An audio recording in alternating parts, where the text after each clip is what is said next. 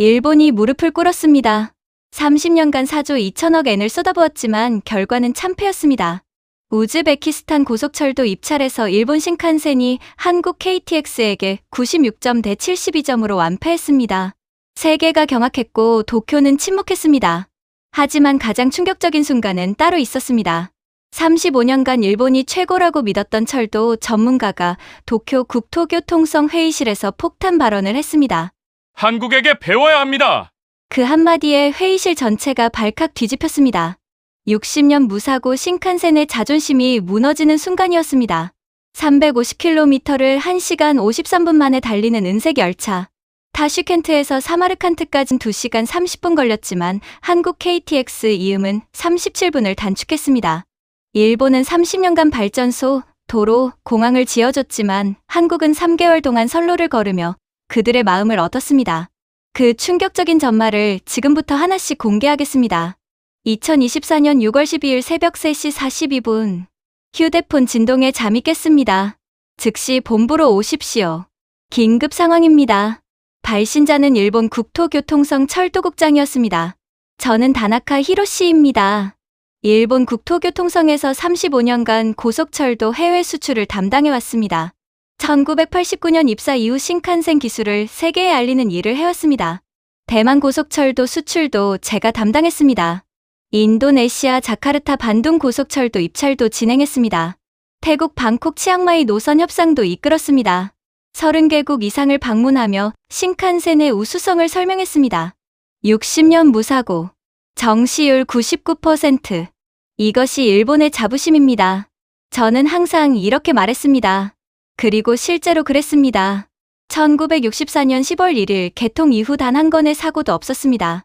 세계 어느 나라도 따라올 수 없는 기록이었습니다. 한국요? 솔직히 경쟁 상대로 생각해 본 적이 없었습니다. 2004년에 프랑스 떼제베를 도입했다는 건 알고 있었습니다. 기술 종속되겠구나. 저는 그렇게 생각했습니다. 프랑스가 기술을 절대 안 넘겨줄 테니까요. 한국은 영원히 프랑스 부품을 사야 할 거라고 믿었습니다. 하지만 그날 새벽 3시 42분. 모든 것이 바뀌었습니다. 새벽 5시 15분. 국토교통성 본관 7층 회의실에 20명의 고위 관료가 모였습니다. 모두의 얼굴이 창백했습니다. 철도국장이 떨리는 목소리로 말했습니다. 우즈베키스탄 고속철도 입찰 결과가 나왔습니다. 한국이 수주했습니다. 회의실이 얼어붙었습니다. 말도 안 됩니다. 제가 벌떡 일어났습니다. 우리가 30년간 투자한 돈이 얼마인데요. 철도국장이 서류를 펼쳤습니다. 1994년부터 2024년까지 정확히 30년입니다. 공적개발원조 총액 4조 2천억 엔입니다. 하나로 약 42조 원이었습니다. 발전소를 지어줬습니다. 도로를 깔아줬습니다. 공항을 건설했습니다. 30년간 우즈베키스탄의 모든 인프라를 도왔습니다. 이제 고속철도는 당연히 우리 차례다. 우리는 그렇게 믿어 의심치 않았습니다. 평가 점수가 어떻게 됩니까? 누군가 물었습니다. 철도국장의 손이 떨렸습니다. 일본 신칸센 72점, 한국 KTX 이음 96점입니다. 스문의 점 차이, 압도적인 격차였습니다. 등에 식은땀이 흘렀습니다. 35년 경력이 흔들리는 순간이었습니다. 항목별 점수를 보겠습니다. 철도국장이 자료를 펼쳤습니다. 기술 적합성 일본 65점, 한국 98점. 기술 이전 의지 일본 58점, 한국 100점. 장기 파트너십 일본 45점, 한국 97점. 모든 항목에서 졌습니다. 도대체 한국이 뭘 제안했습니까? 한국은 동력분산식 열차를 제안했습니다. 우즈베키스탄 지형에 특화됐습니다. 화면에 지도가 떴습니다. 타슈켄트에서 사마르칸트까지 350km. 곡선과 언덕이 많았습니다. 우즈베키스탄은 2011년부터 스페인 탈고를 운영 중입니다. 동력 집중식이라 가속이 느립니다. 시속 200km까지 8분 30초 걸리고 언덕에서는 150km로 떨어집니다. 하지만 치명적 문제가 있습니다. 선로 폭입니다. 신칸센은 표준궤 1435mm, 우즈베키스탄은 광궤 1520mm입니다. 구소련 시절부터 사용하던 넓은 선로. 일본은 150년간 표준궤만 만들었습니다. 한국은 광궤가 됩니까? 네. 2015년부터 2020년까지 5년간 개발했습니다. 480억 원 투자했습니다. 화면에 KTX 이음 사양이 떴습니다. 동력 분산식, 광괴 1520mm, 가속시간 4분 50초, 언덕 구간 시속 195km 유지, 평균 속도 시속 185km, 모든 수치가 우즈베키스탄에 최적화되어 있었습니다. 가격은 일본 2,400억 원, 한국 2,700억 원. 우리가 300억 쌉니다. 잠시 안도했지만 철도국장이 다음 화면을 보여줬습니다. 연간 유지비는 일본 180억 원, 한국 80억 원. 20년 총비용은 일본 6천여억 원, 한국 4,300억 원. 1,700억 원 차이입니다. 장기적으로 한국이 훨씬 쌌습니다. 기술 이전은요? 우리는 거부했습니다. 한국은 완전 기술 이전, 신명 3개월 교육, 모든 비용 부담을 약속했습니다. 저는 눈을 감았습니다. 우리는 파트너가 아니라 공급자이고 싶었습니다. 한국은 파트너가 되려 했습니다. 한국이 현장 조사를 했습니까? 2023년 9월부터 3개월간 350km를 걸어서 조사했습니다. 일본은 아무도 안 갔습니다. 도쿄 본사에서 위성사진만 봤습니다. 제가 한국에 가겠습니다. 직접 보겠습니다. 2024년 6월 20일, 저는 인천행 비행기에 올랐습니다. 35년 철도 경력 중 처음으로 한국에 가는 것이었습니다. 비행기 안에서 자료를 펼쳤습니다. 한국 고속철도 역사. 2004년 프랑스 떼제베 도입. 하지만 프랑스는 핵심 기술을 주지 않았습니다. 고장나면 프랑스 기술자를 불러야 했고 연간 정비 비용만 300억 원이었습니다. 하지만 2010년 KTX 산천 독자 개발, 2021년 KTX 이음 상용 운행, 17년 만에 독자 기술 개발, 국산화율 37%에서 92.3%까지. 한국은 역설계로 프랑스 부품을 분석하고 5년간 실패를 반복하며 스스로 만들었습니다. 대단하네. 승무원이 말했습니다. 70년 전 한국전쟁 때는 세계 최빈국이었습니다. 1인당 소득 67달러. 지금은 35,000달러. 70년 만에 500배가 됐습니다. 배고파도 아이들을 학교에 보냈고 밤새 공부했습니다. 인천공항에 착륙했습니다. 입국장에 자동심사대, 여권 올리니 1초 만에 얼굴 인식 완료. 총 12초. 일본은 45분이었습니다. 짐은 2분 만에 나왔습니다. 공항철도 표를 5초 만에 끊었습니다. 서울역까지 43분입니다. 60km가 넘는 거리. 정각의 출발, 가속이 부드러웠습니다. 창밖으로 21.38km 인천대교가 보였습니다. 일본 세토대교보다 8km 더 깁니다. 서울역에서 김현수 과장이 기다리고 있었습니다. 도쿄에서 3년 근무했습니다. 신칸센을 많이 배웠습니다. 유창한 일본어, 경쟁자를 존중하는 태도였습니다. 전기차를 타고 호텔로 갔습니다. 1회 충전 420km 주행 가능합니다. 내일 KTX 이음을 보여드리겠습니다. 숨길 게 없습니다. 왜 그렇게 하시죠? 2004년 프랑스가 우리에게 아무것도 안 가르쳐줬습니다. 연간 정비비만 300억 원이었습니다. 그때 결심했습니다. 우리는 다른 나라에게 그러지 말자. 기술을 나누자. 저는 아무 말도 할 수 없었습니다. 한국은 피해자였습니다. 하지만 복수가 아니라 파트너십을 선택했습니다. 호텔방 창문을 열었습니다. 서울 야경, 남산타워, 한강이 반짝였습니다. 이게 70년 전 폐허였던 나라구나. 침대에 누웠지만 잠이 오지 않았습니다. 공항 12초, 철도 43분, 21km 다리, 420km 전기차. 그리고 김 과장의 말. 우리는 다른 나라에게 그렇게 하지 말자. 일본은 대만에게, 인도네시아에게 기술을 독점했습니다. 영원한 고객으로 만들었습니다. 우리가 틀렸어. 한국이 맞았어. 내일 뭘 보게 될지 저는 전혀 몰랐습니다. 2024년 6월 21일 오전 9시, 김 과장이 호텔 로비에서 기다리고 있었습니다. 차는 경기도 의왕시로 향했습니다. 한국철도기술연구원. 1996년 설립된 국책연구기관이었습니다. 여기서 KTX 이음을 개발했습니다. 2012년부터 2021년까지 9년 걸렸습니다. 연구원 정문에 도착했습니다. 거대한 시험선로가 보였습니다. 저게 뭡니까? 고속철도 시험선로입니다. 길이 13km.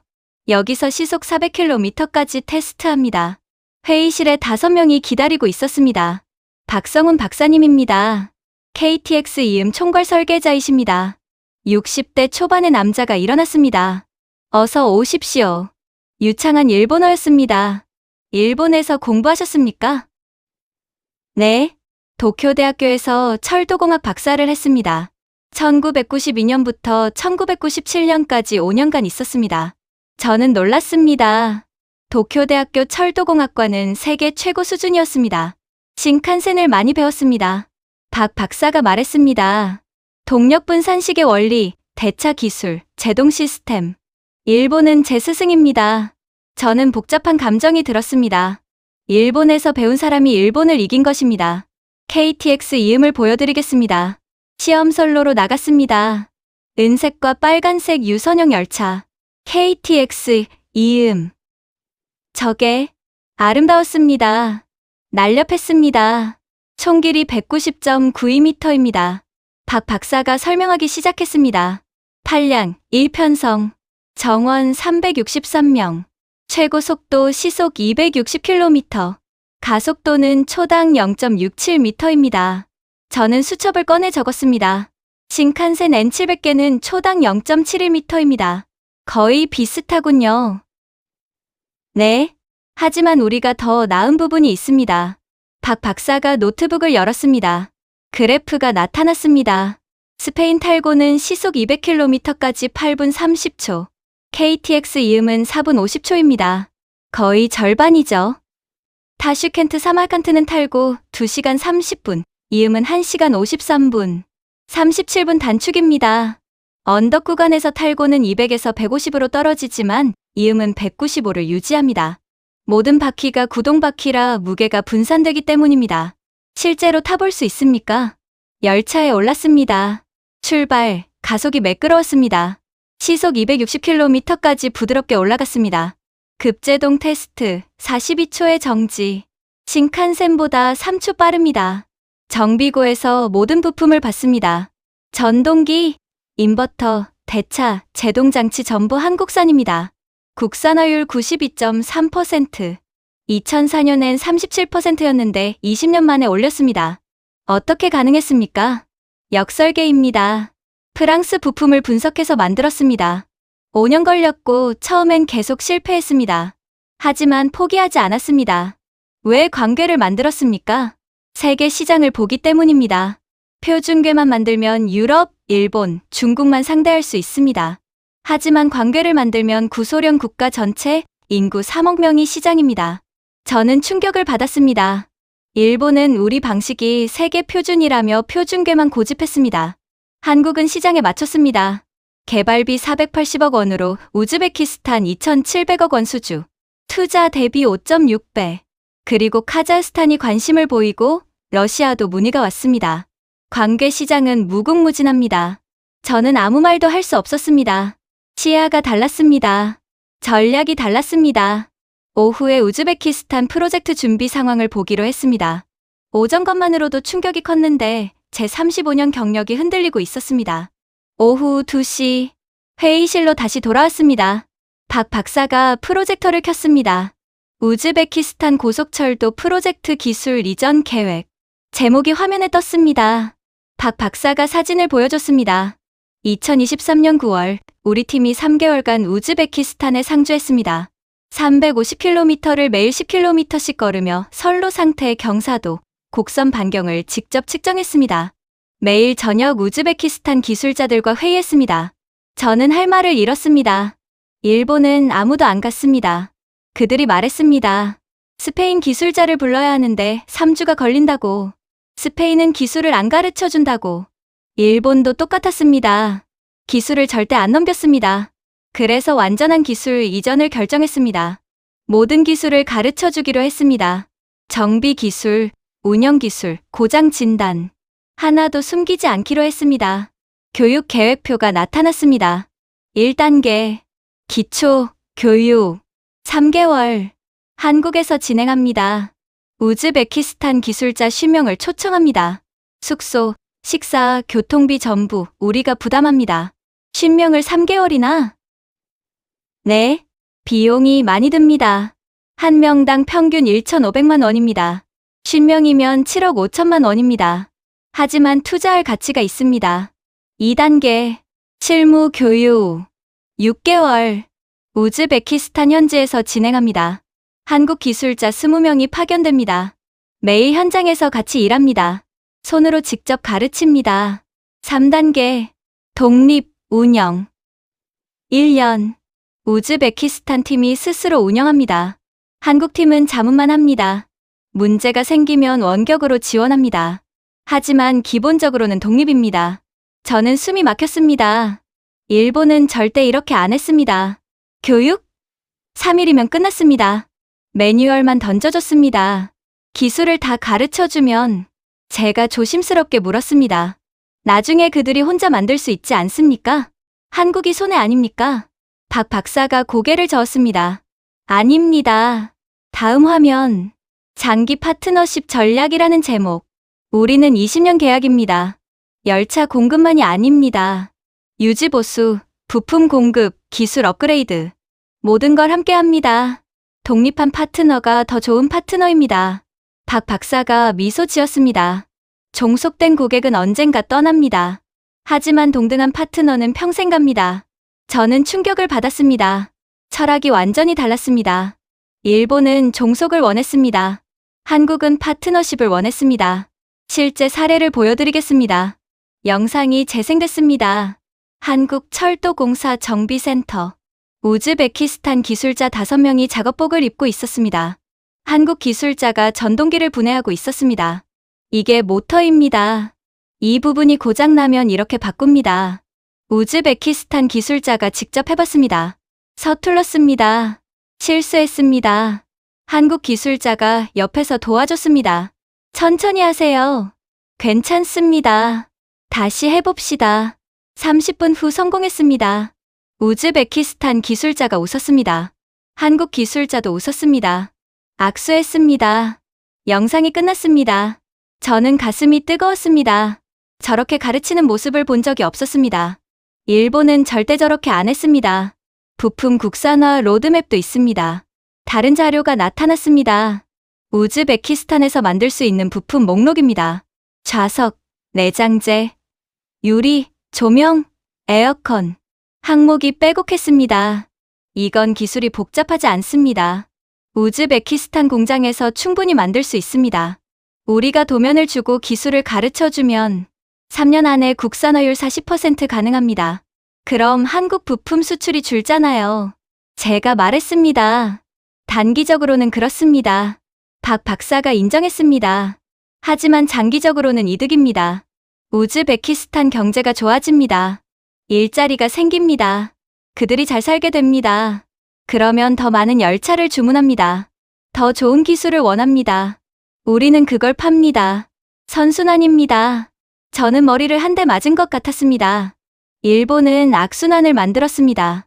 기술 독점, 고가 부품, 경제 부담, 불만 증가, 계약 파기. 한국은 선순환을 만들었습니다. 기술 이전, 경제 발전, 구매력 증가, 추가 주문, 장기 관계. 계약 구조 비교를 보시겠습니까? 표가 나타났습니다. 일본 제한. 초기 비용 2,400억 원. 연간 유지비 180억 원. 기술 이전 없음. 부품 100% 일본 수입. 계약 기간 10년. 한국 제한. 초기 비용 2,700억 원. 연간 유지비 80억 원. 완전 기술 이전. 부품 국산화 지원. 계약 기간 20년. 20년 총 비용을 계산하면 박 박사가 계산기를 두드렸습니다. 일본은 6천여억 원입니다. 한국은 4,300억 원입니다. 1,700억 원 차이입니다. 저는 입을 다물었습니다. 일본이 더 비쌌습니다. 장기적으로는 한국이 훨씬 쌌습니다. 게다가 모든 매뉴얼을 러시아어로 번역했습니다.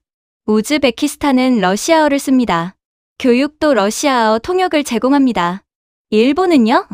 일본어와 영어만 지원합니다. 우즈베키스탄 기술자는 영어를 잘 못합니다. 저는 한숨을 쉬었습니다. 일본은 고객을 배려하지 않았습니다. 우리 방식에 맞추세요.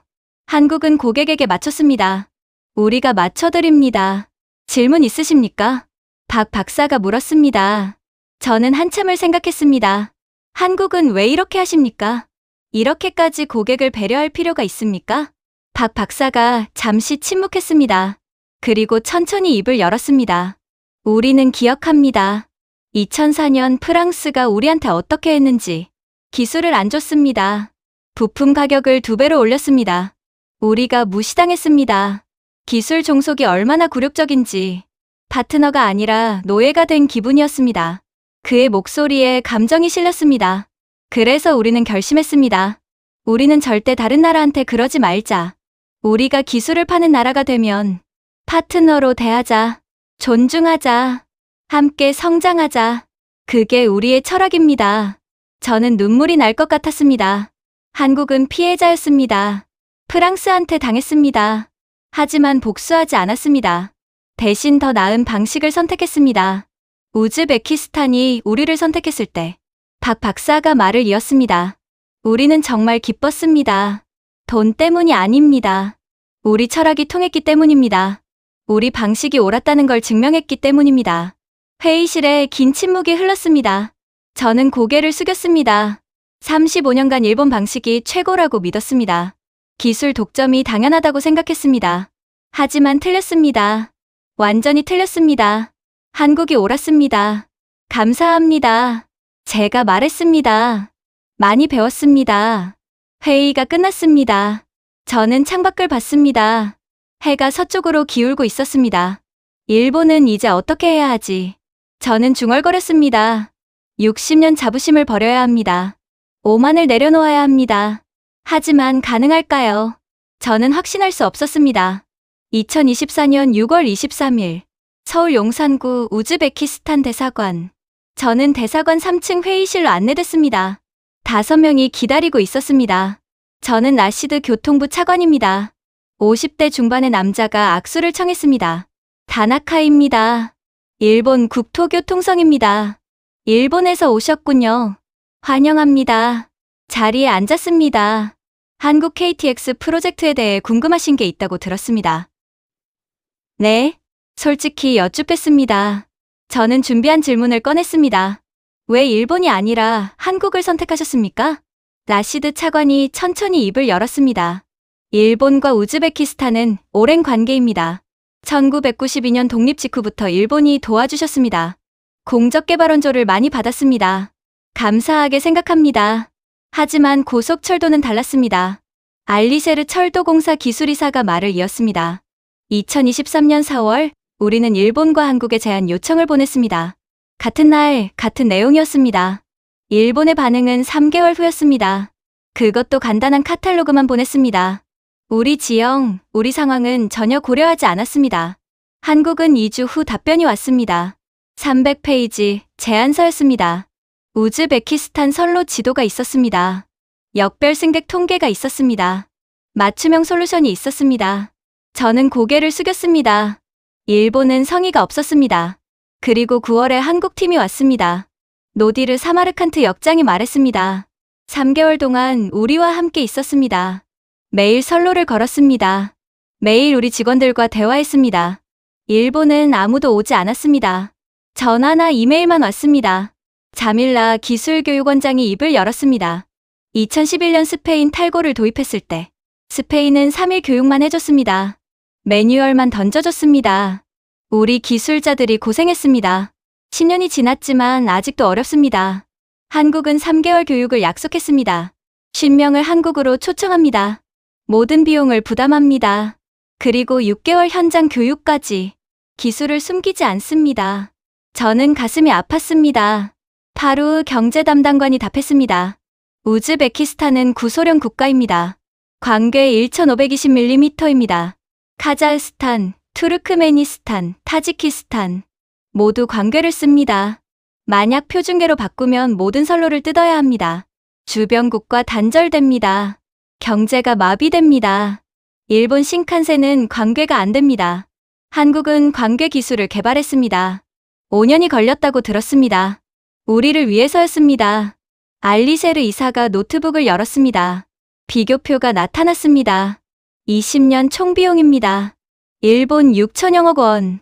한국 4,300억 원, 1,700억 원 차이입니다. 게다가 기술까지 받습니다. 선택은 명백했습니다. 노디르 역장이 말했습니다. 우리는 구소련 시절 70년간 종속되어 있었습니다. 1991년 독립했습니다. 다시는 누구한테도 종속되고 싶지 않습니다. 한국은 그걸 이해했습니다. 한국도 식민지 경험이 있습니다. 한국도 기술 종속을 겪었습니다. 그래서 우리 마음을 알았습니다. 자밀라 원장이 말했습니다. 2024년 4월에 한국에 갔습니다. 박성훈 박사님을 만났습니다. 2004년 한국이 프랑스한테 당한 이야기를 들었습니다. 프랑스가 기술을 안 줬다고, 한국이 굴욕을 느꼈다고, 그래서 결심했다고, 절대 다른 나라한테 그러지 말자고, 기술을 나누자고. 자밀라 원장의 눈에 눈물이 맺혔습니다. 그 말을 듣고 저는 울었습니다. 누군가 우리 마음을 알아주는구나. 그때 확신했습니다. 한국과 함께 가야 한다고. 회의실이 조용해졌습니다. 저는 눈을 감았습니다. 라시드 차관이 말했습니다. 일본이 나쁜 나라라는 게 아닙니다. 일본한테 받은 도움이 많습니다. 하지만 고속철도는 달랐습니다. 우리는 파트너가 필요했습니다. 공급자가 아니라 한국이 그 역할을 했습니다. 저는 고개를 들었습니다. 감사합니다. 제가 말했습니다. 솔직하게 말씀해 주셔서 일본이 무엇을 잘못했는지 알았습니다. 일본에 돌아가서 보고하겠습니다. 우리가 바뀌어야 한다고. 대사관을 나왔습니다. 햇살이 눈부셨습니다. 충격이었습니다. 저는 김 과장에게 말했습니다. 우즈베키스탄 사람들이 이렇게 깊이 생각하는 줄 몰랐습니다. 단순히 열차를 사는 게 아니었습니다. 미래를 사는 거였습니다. 독립을 지키는 거였습니다. 존엄을 지키는 거였습니다. 김 과장이 고개를 끄덕였습니다. 그래서 한국이 이긴 겁니다. 기술만으로는 안 됩니다.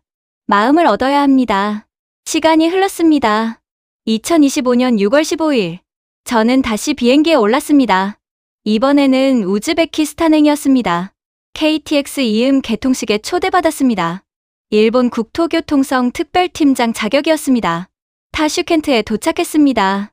개통식장은 수천 명으로 가득했습니다. 우즈베키스탄 국기가 펄럭였습니다. 한국 국기도 나란히 펄럭였습니다. 오전 10시 정각, 라시드 교통부 차관이 단상에 올랐습니다. 존경하는 국민 여러분, 오늘은 역사적인 날입니다. 우즈베키스탄 최초의 자체 고속철도가 개통됩니다. 박수가 터져나왔습니다. 이 열차는 단순한 교통수단이 아닙니다. 우리의 독립을 상징합니다. 우리의 기술을 상징합니다. 우리의 미래를 상징합니다. 군중이 환호했습니다. 한국이 우리에게 물고기를 준 게 아닙니다. 물고기 잡는 법을 가르쳐줬습니다. 박성훈 박사가 단상에 올랐습니다. 감사합니다. 러시아어로 인사했습니다. 군중이 박수를 쳤습니다. 우리는 함께했습니다. 우즈베키스탄 기술자들이 열심히 배웠습니다. 우리는 아낌없이 가르쳤습니다. 이 열차는 한국이 만든 게 아닙니다. 우즈베키스탄과 한국이 함께 만들었습니다. 우즈베키스탄 대통령이 붉은 버튼을 눌렀습니다. KTX 이음이 천천히 움직이기 시작했습니다. 은색과 빨간색 차체가 햇빛에 반짝였습니다. 군중이 환호했습니다. 아이들이 손을 흔들었습니다. 어르신들이 눈물을 흘렸습니다. 우리도 이제 선진국이야. 누군가 소리쳤습니다.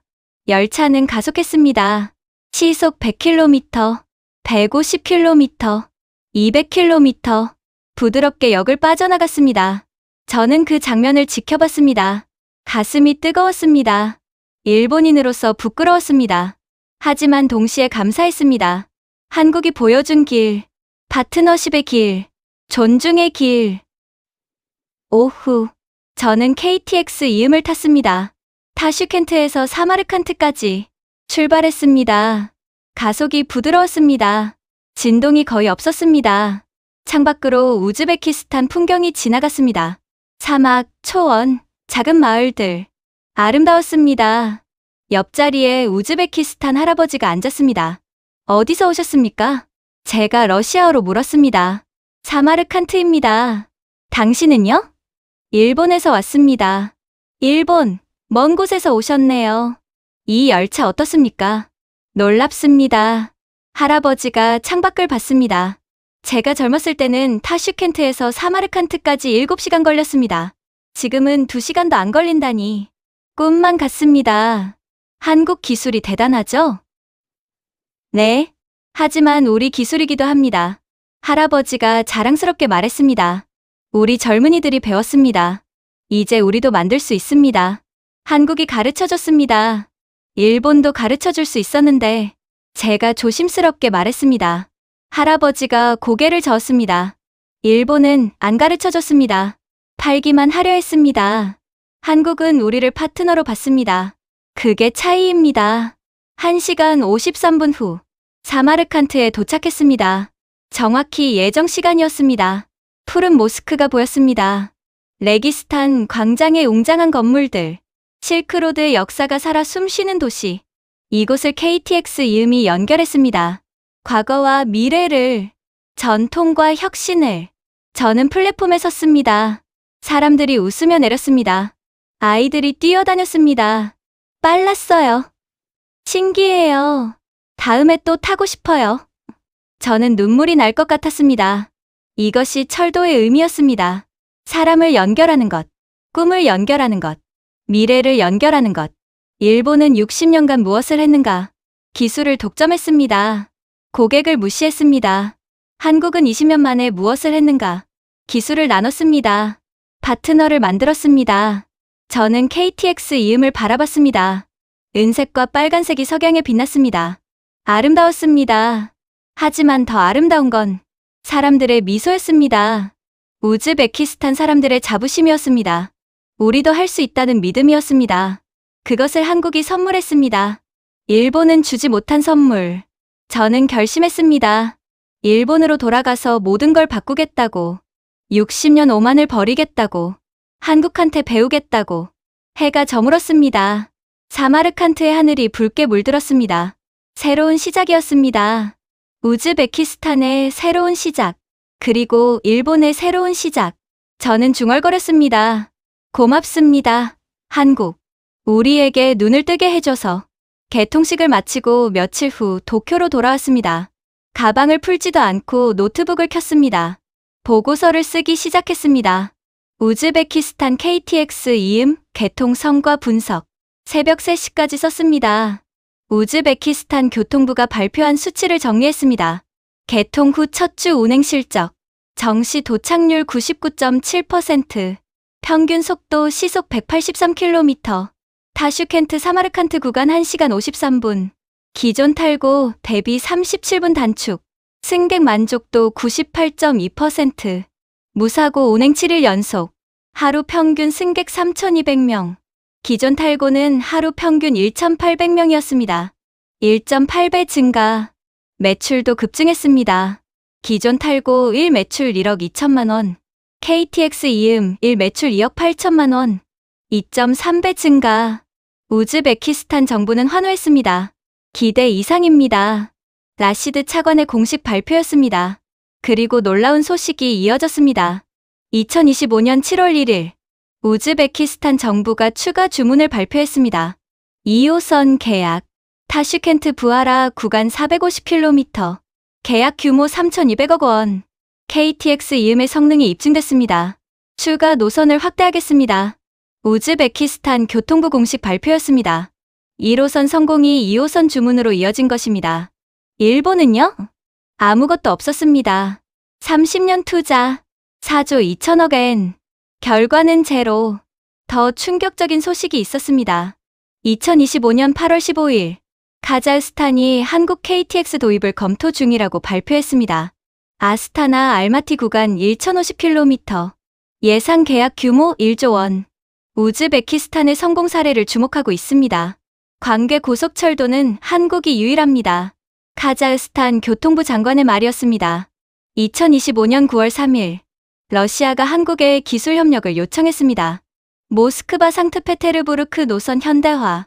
광괴 1520mm. 한국의 광괴 기술을 배우고 싶습니다. 러시아 철도공사 총재의 공식 발언이었습니다.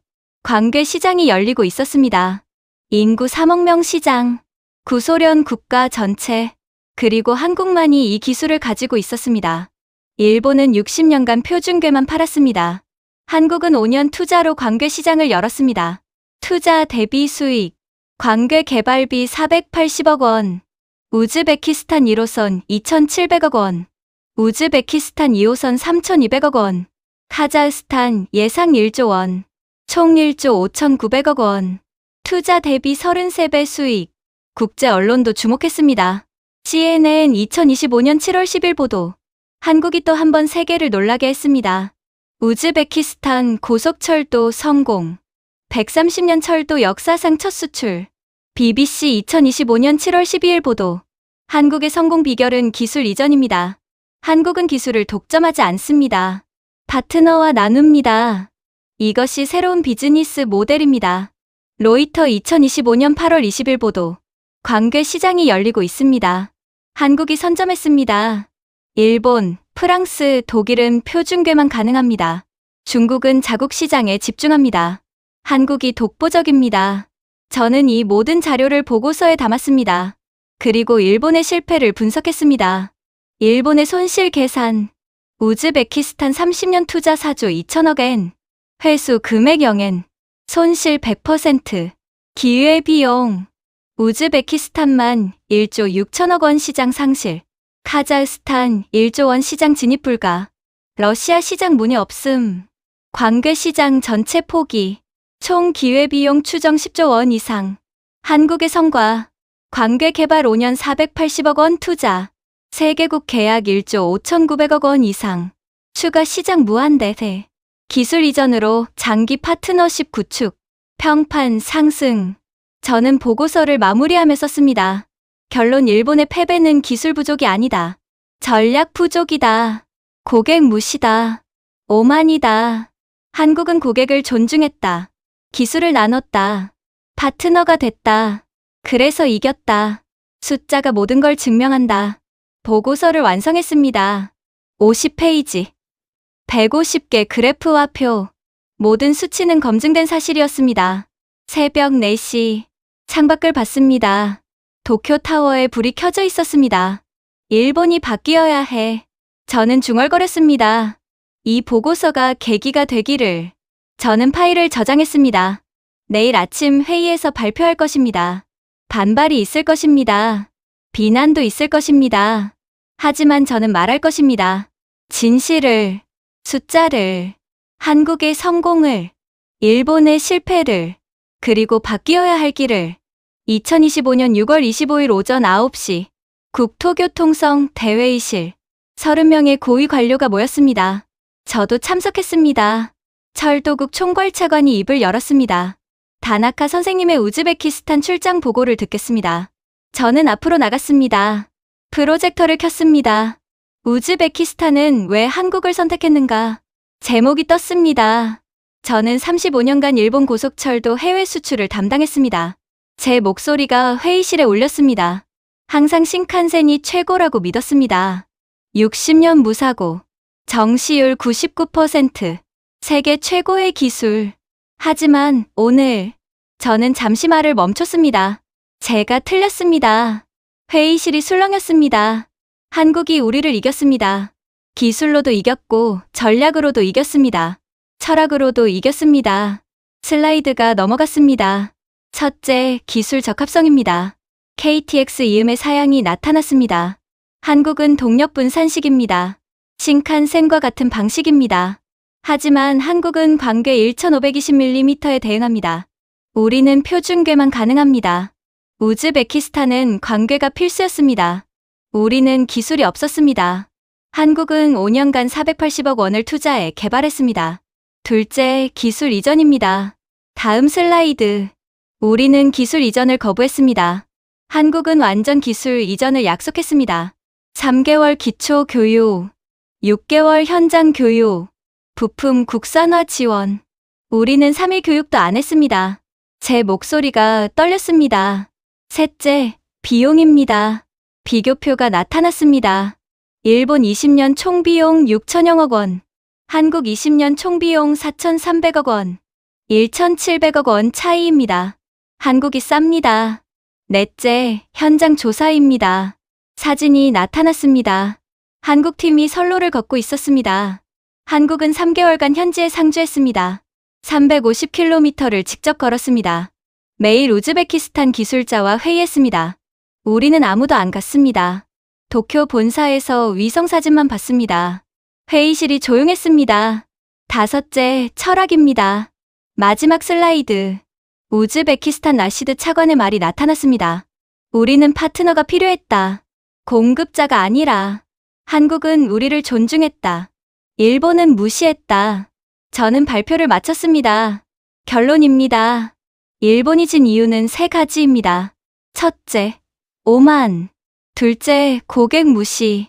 셋째, 파트너십 거부. 기술 부족이 아닙니다. 가격이 비싸서도 아닙니다. 태도가 문제였습니다. 회의실이 술렁였습니다. 말도 안 돼. 일본이 오만하다니.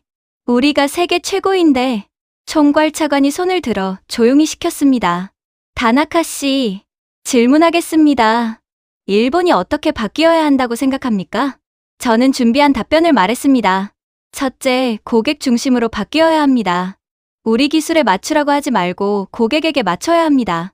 둘째, 기술 이전을 두려워하지 말아야 합니다. 파트너십이 장기적으로 이득입니다. 셋째, 겸손해야 합니다. 60년 무사고가 자랑스럽습니다. 하지만 그것만으로는 부족합니다. 계속 혁신해야 합니다. 계속 배워야 합니다. 한국한테도 배워야 합니다. 한국한테 배우라고요? 한 국장이 비웃었습니다. 우리가 스승인데? 더 이상 아닙니다. 저는 단호하게 말했습니다. 한국은 이미 세계 4위 고속철 수출국입니다. 130년 철도 역사상 첫 수출입니다. 우리는 60년간 무엇을 했습니까? 표준궤만 고집했습니다. 기술 독점만 고집했습니다. 그 결과가 우즈베키스탄 패배입니다. 회의실이 조용해졌습니다. 총괄 차관이 입을 열었습니다. 다나카 씨 말에 일리가 있습니다. 모두 놀라서 그를 봤습니다.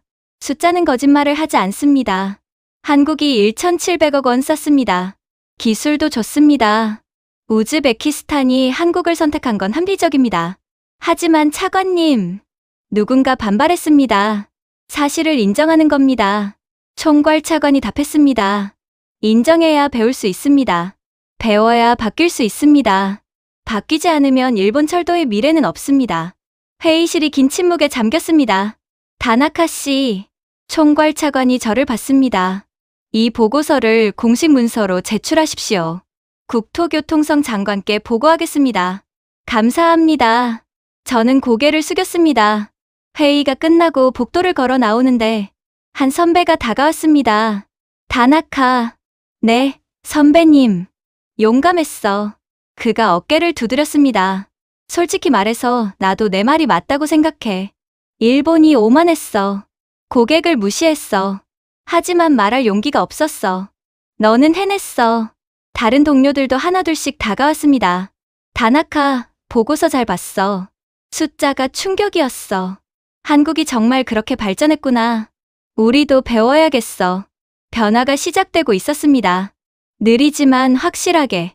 2025년 7월 5일 국토교통성 장관실. 저는 장관 앞에 섰습니다. 다나카 씨, 보고서 잘 읽었습니다. 장관이 말했습니다. 충격적이었습니다.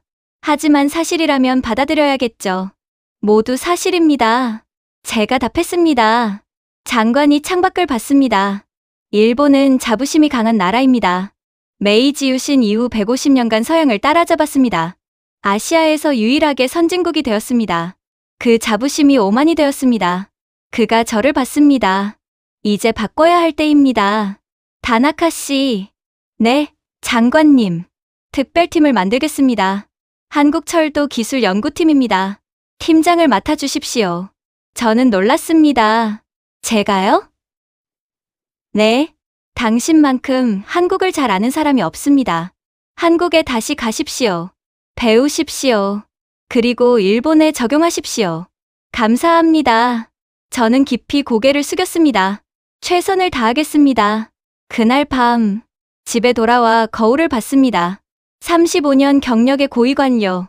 하지만 이제는 학생이 될 것입니다. 한국의 학생. 자존심이 상하지 않나? 거울 속 제가 물었습니다. 아니, 저는 답했습니다. 배우는 건 축복이야. 나이가 들어도 배울 수 있다는 건 감사한 일이야. 저는 미소 지었습니다. 35년간 틀렸습니다. 하지만 인정했습니다. 그리고 바꾸기로 했습니다. 고맙습니다. 한국. 저는 중얼거렸습니다. 우리에게 눈을 뜨게 해줘서 새로운 시작이었습니다. 일본의 새로운 시작. 그리고 저희 새로운 시작. 2025년 7월 15일. 저는 다시 인천행 비행기에 올랐습니다. 이번에는 다른 마음이었습니다. 경쟁자가 아니라 학생으로, 적이 아니라 파트너로. 김 과장이 공항에서 기다리고 있었습니다. 다시 오셨군요. 네, 이번에는 배우러 왔습니다. 차는 의왕시 철도기술연구원으로 향했습니다. 박성훈 박사가 연구실에서 기다리고 있었습니다. 어서 오십시오. 감사합니다. 박사님, 우리는 악수했습니다. 일본에서 변화가 있다고 들었습니다. 네, 장관님께서 특별팀을 만들었습니다. 한국 철도 기술을 배우라고 하셨습니다. 박 박사가 미소 지었습니다. 환영합니다. 아낌없이 가르쳐 드리겠습니다. 왜 그렇게 하십니까? 제가 물었습니다. 우리는 경쟁자 아닙니까? 박 박사가 창밖을 봤습니다. 제 이야기를 들려드리겠습니다. 우리는 창가에 앉았습니다. 저는 1962년생입니다. 박 박사가 말하기 시작했습니다. 지금 63세입니다.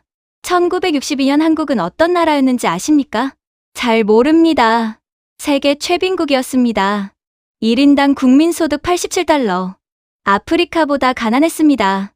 한국전쟁이 끝난 지 9년밖에 안 됐습니다. 서울은 여전히 폐허였습니다. 박 박사의 목소리가 낮아졌습니다. 제 아버지는 철도 기관사였습니다. 증기기관차를 몰았습니다.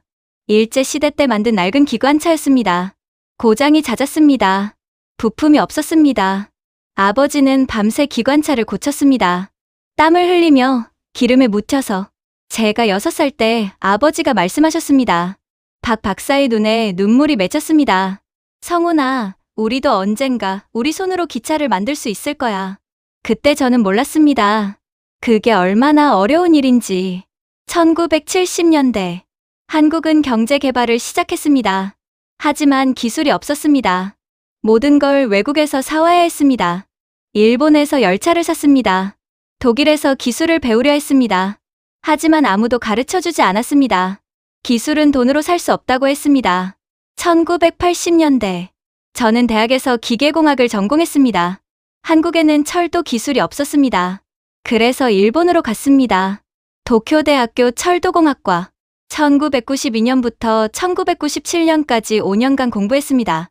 신칸센을 배웠습니다. 동력 분산식의 원리, 대차 기술, 제동 시스템. 일본은 정말 대단했습니다. 박 박사가 저를 봤습니다. 제 스승이었습니다. 진심으로 감사합니다. 저는 고개를 숙였습니다. 1997년 한국으로 돌아왔습니다. 철도기술연구원에 입사했습니다. 그리고 2004년 한국이 프랑스 떼제베를 도입했습니다.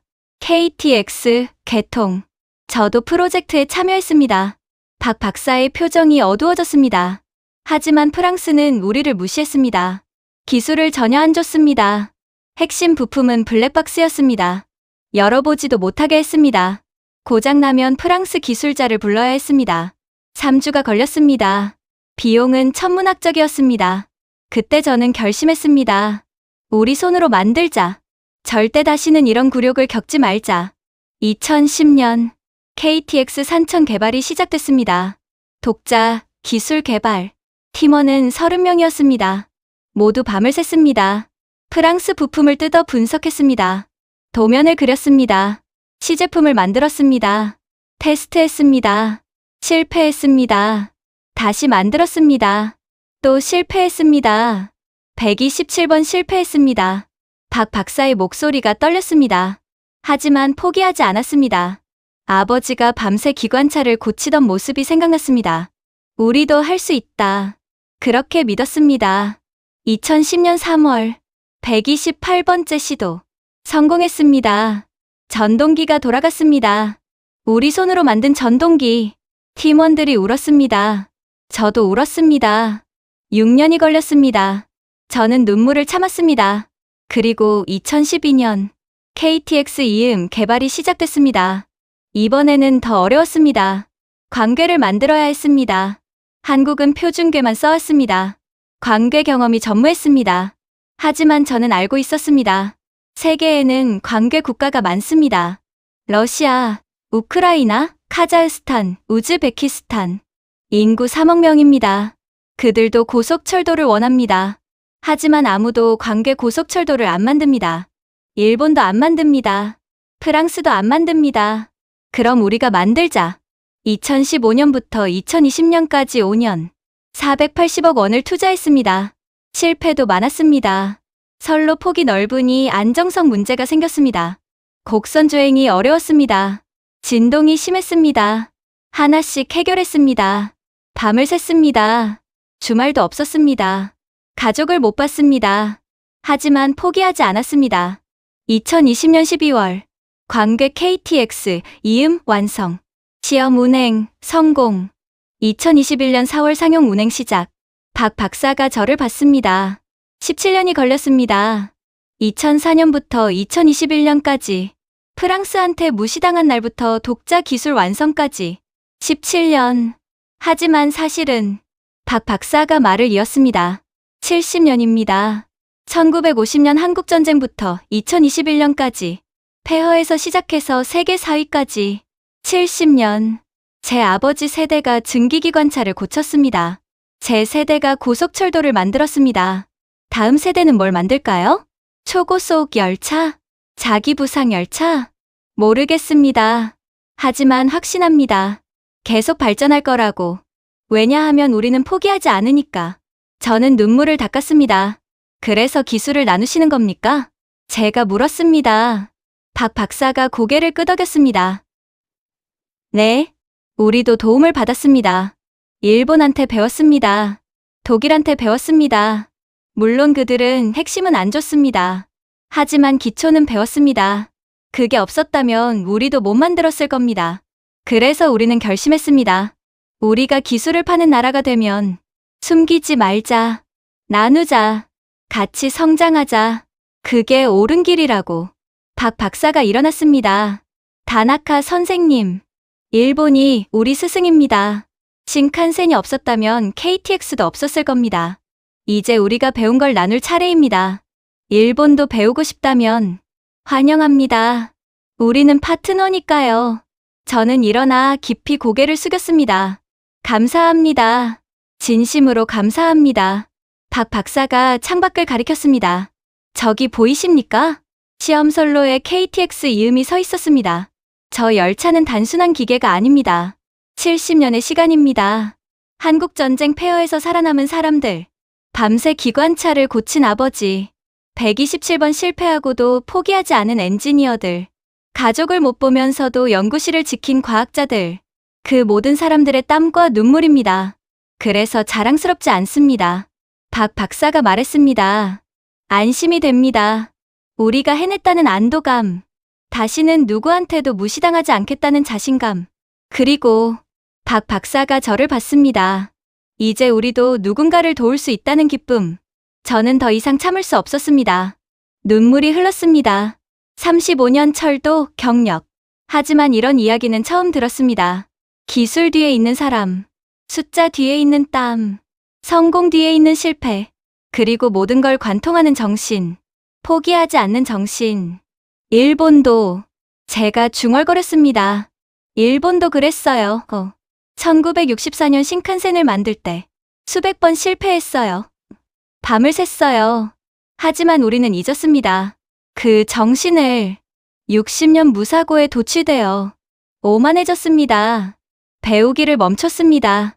박 박사가 제 어깨를 두드렸습니다. 아직 늦지 않았습니다.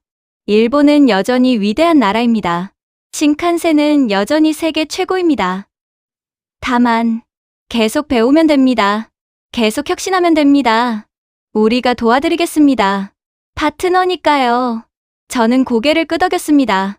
밖에서 해가 지고 있었습니다. 하지만 제 마음은 밝았습니다. 희망이 보였습니다. 일본의 미래가 보였습니다. 한국과 함께하는 미래. 경쟁이 아니라 협력. 독점이 아니라 공유. 오만이 아니라 겸손. 그게 새로운 길이었습니다. 내일부터 교육을 시작하겠습니다. 박 박사가 말했습니다. 6개월 프로그램입니다.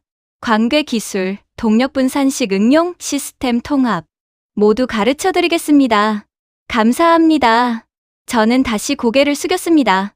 일본을 위해서, 그리고 미래를 위해서. 2025년 12월 27일, 6개월간의 교육이 끝났습니다. 저는 도쿄로 돌아왔습니다. 가방 안에는 두툼한 기술 자료가 들어 있었습니다. 관계 설계 도면, 동력 분산식 응용 기술, 시스템 통합 매뉴얼. 한국이 17년간 개발한 기술. 그걸 6개월 만에 배웠습니다. 박 박사의 말이 떠올랐습니다. 혼자 가면 빠르지만 함께 가면 멀리 갑니다. 국토교통성 회의실. 저는 최종 보고를 했습니다. 6개월간 한국에서 배운 내용을 보고하겠습니다. 슬라이드가 넘어갔습니다. 일본 관계 고속철도 개발 계획. 2026년 1월 개발 시작 예정입니다. 한국의 협조로 3년 안에 완성 가능합니다. 한국은 5년 걸렸는데 우리는 3년이면 됩니까? 누군가 물었습니다. 한국이 실패한 부분을 건너뛸 수 있습니다. 제가 답했습니다. 한국이 127번 실패했습니다. 우리는 그 실패를 반복하지 않아도 됩니다. 이게 파트너십의 힘입니다. 회의실이 조용했습니다. 목표 시장은 어디입니까? 러시아, 카자흐스탄, 우크라이나 재건 시장입니다. 우크라이나는 전쟁 후 대규모 재건이 필요합니다. 모두 관계 국가입니다. 시장 규모는 10조 원 이상입니다. 한국과 경쟁하는 겁니까? 아닙니다. 저는 고개를 저었습니다. 한국과 협력합니다. 한국이 기초기술을 제공합니다. 일본이 응용기술을 개발합니다. 함께 시장을 개척합니다. 시장은 충분히 큽니다. 총괄차관이 고개를 끄덕였습니다. 좋습니다. 일본 철도가 바뀌고 있습니다. 느리지만 확실하게. 한편, 세계는 계속 움직이고 있었습니다. 2025년 8월, 카자흐스탄이 한국 KTX 도입을 공식 발표했습니다. 계약 규모 1조 원. 아스타나 알마티 구간 1050km. 2025년 9월, 러시아가 한국과 기술 협력 협정을 체결했습니다. 모스크바 상트페테르부르크 노선 현대화. 2025년 10월, 우크라이나 정부가 전쟁 후 재건 계획을 발표했습니다. 고속철도 복구. 한국 KTX 우선 협상 대상. 예상 규모 5조 원. 2025년 11월, 몽골이 한국의 고속철도 타당성 조사를 요청했습니다. 울란바토르 이르쿠츠크 노선. 관계 시장이 활짝 열렸습니다. 그리고 한국이 선점했습니다. 국제 언론의 반응도 뜨거웠습니다. CNN 2025년 9월 15일 보도. 한국이 새로운 철도 강국으로 부상했습니다. 관계 기술을 독점하고 있습니다. 일본, 프랑스, 독일이 뒤늦게 개발에 나섰지만 한국이 이미 5년 앞서 있습니다. BBC 2025년 10월 3일 보도. 한국의 성공 비결은 파트너십입니다. 기술을 독점하지 않고 나눕니다. 그래서 장기 관계를 만듭니다. 이것이 21세기 새로운 비즈니스 모델입니다. 로이터 2025년 11월 20일 보도. 한국철도 수출 누적 3조 원 돌파. 2004년 첫 도입 후 21년 만입니다. 프랑스한테 배운 나라가 이제 선생님이 됐습니다. 월스트리트 저널 2025년 12월 1일 사설. 한국의 교훈. 기술을 숨기면 잃고 나누면 얻는다. 종속을 만들면 떠나고 파트너를 만들면 남는다. 크게 팔려 하지 말고 오래 팔아라. 이것이 한국이 세계에 가르치는 교훈이다. 저는 이 기사들을 스크랩했습니다. 일본 동료들에게 돌렸습니다. 읽어보세요. 한국이 어떻게 성공했는지, 우리가 무엇을 배워야 하는지. 변화는 계속됐습니다. 2025년 12월 15일, 일본 국토교통성이 새로운 방침을 발표했습니다. 일본 철도 2030 비전. 첫 번째 원칙, 고객 중심. 고객이 원하는 기술을 만든다. 우리 방식을 강요하지 않는다. 두 번째 원칙, 기술 공유. 파트너에게 기술을 이전한다. 장기 관계를 만든다. 세 번째 원칙, 겸손한 혁신. 과거의 영광에 안주하지 않는다. 계속 배우고 계속 발전한다. 네 번째 원칙, 국제 협력. 한국, 유럽과 협력한다. 혼자가 아니라 함께 간다. 저는 이 발표문을 읽으며 눈물을 흘렸습니다. 60년 만의 변화였습니다. 신칸센 개통 이후 처음으로 일본이 겸손해졌습니다. 그날 밤, 저는 박성훈 박사에게 이메일을 보냈습니다. 박사님, 일본이 변하고 있습니다.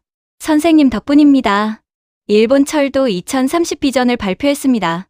고객 중심, 기술 공유, 겸손한 혁신, 국제 협력. 이 모든 게 한국한테 배운 겁니다. 진심으로 감사합니다.